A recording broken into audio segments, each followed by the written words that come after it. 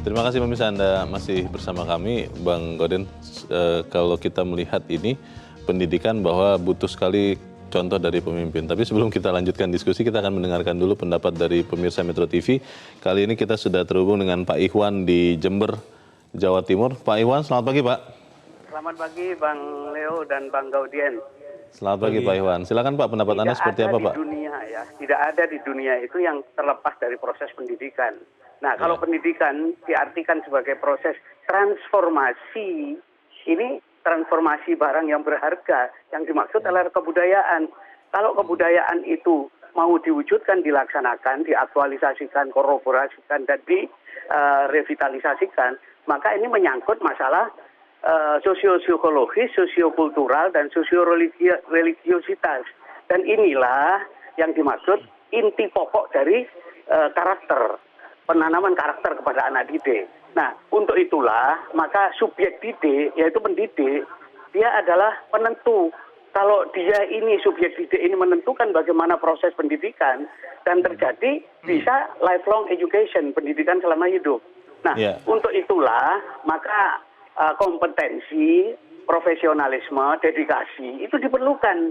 Jadi bukan alasannya karena gaji kurang, bukan. Kalau sudah masuk dalam dunia pendidikan, maka dia adalah pusat kebudayaan yang dicontoh oleh anak didik. Dan Pak itu Ikhwan, terjadi. kalau kita bicara antara pendidikan teori dengan contoh nyata di kehidupan, ada yang mengatakan sering tidak berjalan seiring. Saya ingat dulu Pak Iwan, pada saat mempelajari zaman saya itu ada pendidikan moral Pancasila. Kalau mau mengisi jawaban ujian, itu pilihlah yang ideal, meskipun itu bukan kenyataan di lapangan. Yang penting yang ideal itu akan benar. Apakah memang masih seperti itu gambaran sekarang ini, Pak Iwan? Memang segala sesuatu itu harus dimulai dari ideal, sehingga ada sistem pendidikan nasional Pancasila. Nah, kalau itu yang pokok, maka apa yang terjadi? Misalnya 36 butir, ya, dalam P4 itu. Itu kan luar biasa sebenarnya. Kalau itu salah, ya salah yang menyalahkan, begitu kan ya.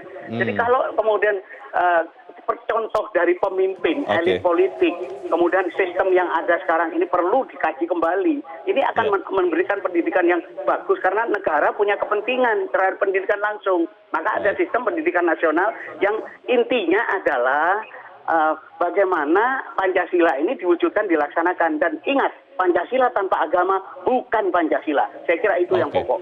Terima kasih. Baik, terima kasih Pak Iwan di Jember, Jawa Timur. Selamat pagi Pak. Di belakang Pak Iwan ada Pak Bambang Saptono di Surakarta, Jawa Tengah. Pak Bambang, selamat pagi Pak. Ya, selamat pagi Metro TV, selamat pagi Indonesia. Selamat pagi, silakan Pak. Ya, kami sangat mendukung dengan seruan pendidikan berkarakter di era Presiden Jokowi ini. Bahwa dalam pendidikan itu tidak hanya mengejar ilmu pengetahuan, akan tetapi juga keseimbangan budi pekerti, etika, toleransi, kejujuran, dan lain sebagainya.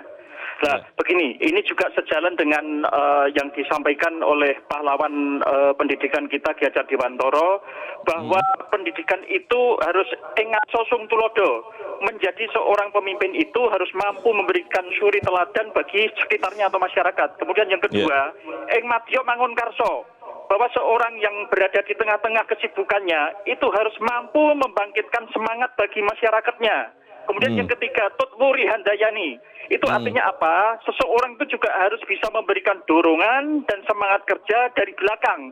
Ini semua sebenarnya sudah dicontohkan oleh Presiden Joko Widodo. Nah, saya mengerti dan memahami bahwa sekarang ini dari perkembangan zaman teknologi, kemudian dengan perilaku pejabat-pejabat yang masih menyimpang, ini memang mempengaruhi perilaku anak didik kita. Nah, sampai begini, 2 tahun yang lalu, saya tuh sampai mengumpulkan guru-guru di Klaten. Ada 2.000 guru di Klaten ini, kemudian saya membentuk deklarasi guru berkarakter.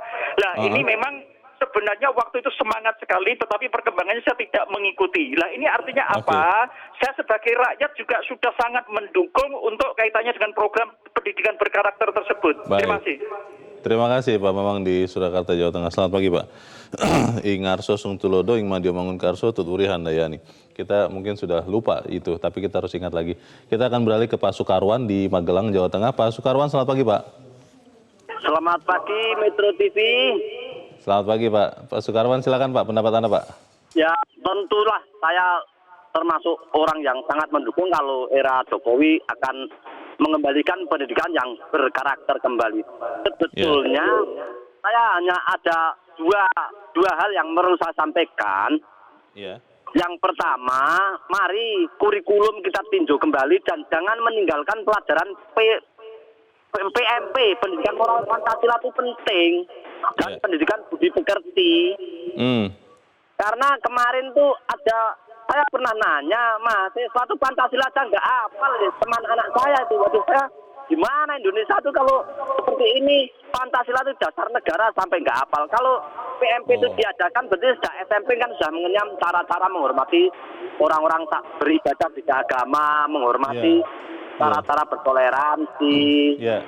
Yang kedua, ini buat Pak Muhadjir selaku Menteri PDHK pengganti Pak Anies Baswedan. Nah, kalau saya dulu tahun 77 itu, tahun ajaran sebelum tahun 77 itu kan di Januari. Nah, kenapa oleh Pak Daud Yusuf diubah ke Juli? Karena alasannya lulusan S1, S2, Gadjah Mada, ITB itu kalau mau meneruskan ke Eropa, ke Amerika, karena tahun ajarannya Juli, terus kita menyesuaikan.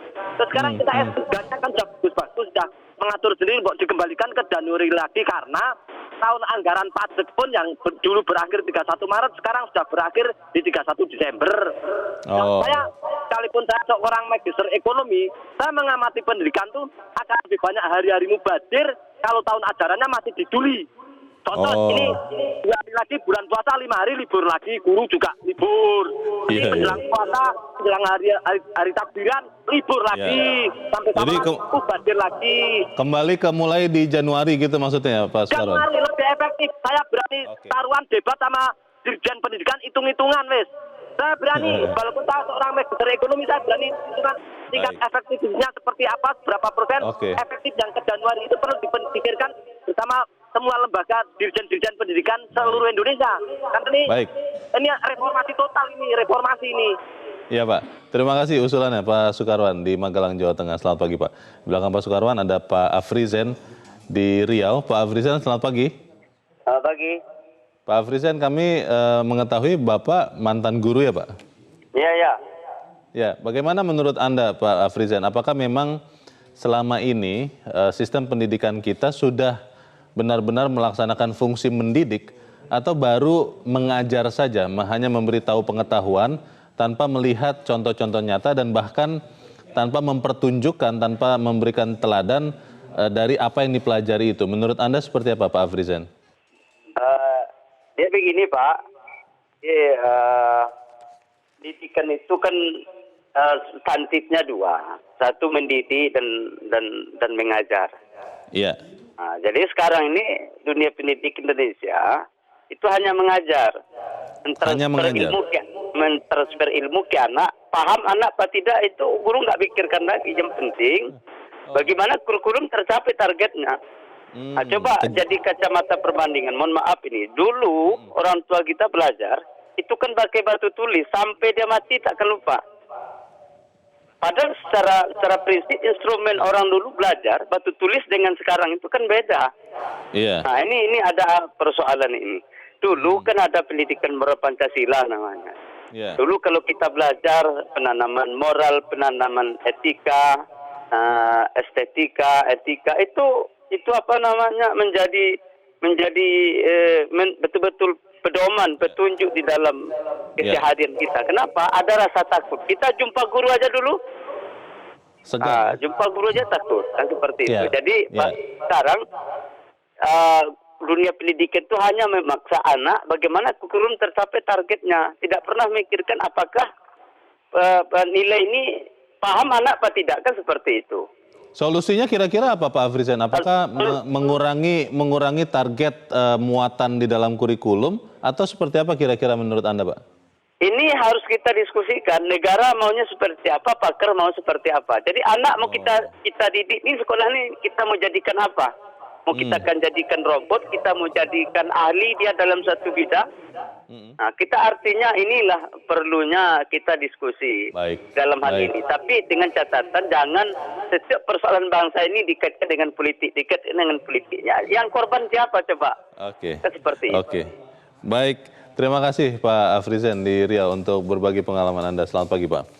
Menarik sekali yang dikatakan Pak Afrizan, Bang Gaudens, bahwa memang ini juga banyak yang mengatakan bahwa sekarang ini karena kurikulum itu begitu padat, begitu banyak target yang harus dikejar, akhirnya banyak guru itu hanya mengejar target. Yang penting sudah diajarkan, paham atau tidak, apalagi gunanya ada apa tidak, itu urusan nanti. Ini bagaimana, Bang? Ya, kalau menyalahkan kurikulum itu tidak sepenuhnya seperti itu, karena apa? Kurikulum 2013 itu kurikulum yang terbaik ya. Tidak lagi berpusat pada guru, tetapi pada cara siswa belajar. Karena itu pada kurikulum 2013 itu muatan karakter, pendidikan karakter juga itu ada di sana. Nah, nilai-nilai yang ditanamkan di sekolah itu berbenturan dengan fakta di lapangan. Ketika anak keluar dari sekolah, mereka menemukan ada ketidaksesuaian antara apa yang diajarkan guru dengan apa yang terjadi di lapangan. Atau dengan kata lain, ada perbedaan antara dasain dan dasolen. Nah, kalau itu yang terjadi, tentu murid sekolah tidak bisa disalahkan. Pendidikan karakter itu membutuhkan kolaborasi 3 pihak minimal. Yang pertama itu keluarga, yang kedua itu satuan pendidikan, dan yang ketiga itu adalah masyarakat. Keluarga dan satuan pendidikan itu sangat berkepentingan dengan pendidikan karakter. Tadi dikatakan oleh Pak Afrizan itu tidak sekedar mengajar, tetapi juga mendidik. Nah, ketika mendidik dan mewariskan nilai-nilai yang luhur itu di sekolah, tetapi faktanya mereka tidak menemukan contohnya itu di kehidupan nyata, di tengah masyarakat. Di tengah masyarakat misalnya saat ini berkembang hedonisme. Ketika hedonisme itu orang itu mengejar kesenangan dengan menghalalkan segala cara, termasuk menerima suap dan korupsi. Gitu kan. Kenyataan seperti itu masih terjadi.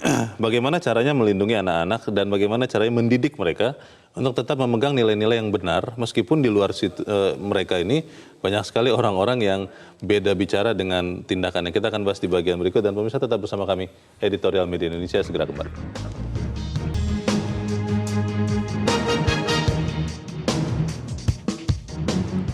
Terima kasih pemirsa, Anda masih bersama kami. Kita di bagian akhir dari diskusi kita pagi ini. Bang Gaudens, yang paling penting kalau saya berpikir adalah sebetulnya keluarga. Karena mulai dari anak lahir itu kan pendidikan awal sampai nanti dia dewasa pun sebetulnya fokusnya di keluarga. Bagaimana keluarga bisa menjaga anak-anak punya pendidikan karakter yang benar, meskipun di kehidupan nyata, di televisi misalnya, di koran, dia melihat ada contoh-contoh orang-orang yang tidak dewasa juga. Bagaimana, Bang? Ya, pada mulanya orang berpikir bahwa pendidikan paling utama itu di dalam keluarga. Itu menurut saya benar. Akan tetapi ketika anak itu kan tidak selamanya berada dalam rumah. Tetapi begitu dia keluar rumah, ada benturan budaya di sana. Ketika dia melihat apa yang diajarkan di dalam rumah maupun apa yang diajarkan di dalam sekolah tidak sesuai dengan kenyataan di lapangan. Nah, ini kan hal yang perlu diantisipasi. Kita tahu bahwa Indonesia sebagai negara yang berhak mulia gitu ya, berbudi pekerti, mestinya diperkuat pendidikan karakternya. Penguatan pendidikan karakter itu sudah menjadi kebulatan bangsa ini, kebulatan tekad bangsa ini, atau menjadi komitmen nasional dengan dilahirkannya Perpres 87 2018. Akan tetapi tidak cukup dengan Perpres, tidak cukup dengan pendidikan di sekolah, tidak cukup dengan pendidikan di dalam keluarga.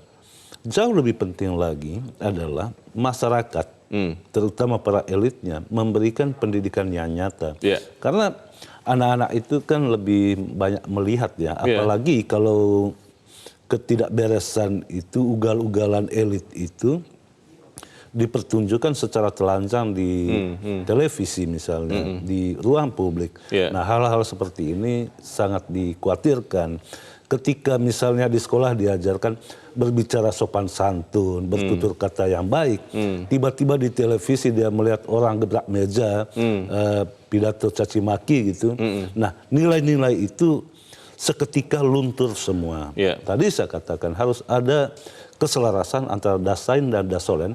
Apa yang diteorikan, apa yang diajarkan dengan fakta di lapangan itu harus ada keselarasan. Sehingga anak-anak kita itu disemaikan karakternya di dalam iklim yang kondusif. Iklim politik sekarang ini, terutama pasca pemilu ini sangat-sangat tidak kondusif untuk pembentukan karakter anak-anak kita. Apa yang bisa kita sampaikan kepada anak-anak kita, Bang, ketika mereka melihat kenyataan di luar di rumah, di luar sekolahnya, bahwa ternyata ada orang-orang jahat begitu? Itu seperti apa? Ya, tentu di sekolah dan di rumah itu kan diajarkan semua nilai-nilai yang baik. Iya. Nilai-nilai kesantunan, nilai moral, nilai agama itu kan diajar dengan baik di sekolah maupun di rumah. Iya. Tetapi lagi-lagi fakta di lapangan. Nah, kepada anak-anak ya harus diberitahukan bahwa apa yang dilakukan oleh si A di televisi itu tidak baik. Marah-marah itu tidak baik. Tidak Jangan boleh seperti ditiru. itu loh, Iya, gitu kan. iya, Nah, iya. jangan sampai tentu kita menghimbau para elit politik. Baik. Jangan sampai perilaku buruk kita di ruang publik itu menjadi candaan di rumah gitu. Iya.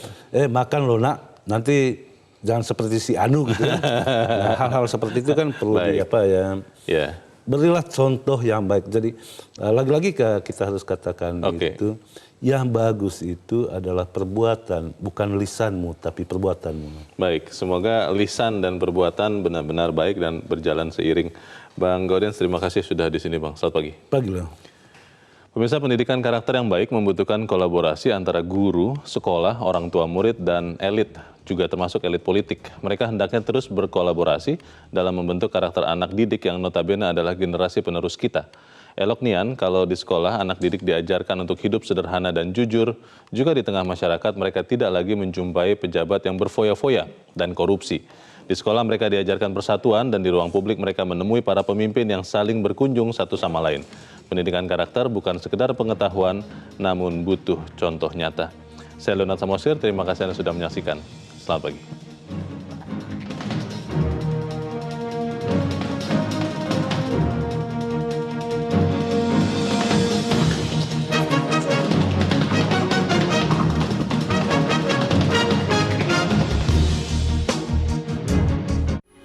Metro TV, knowledge to elevate.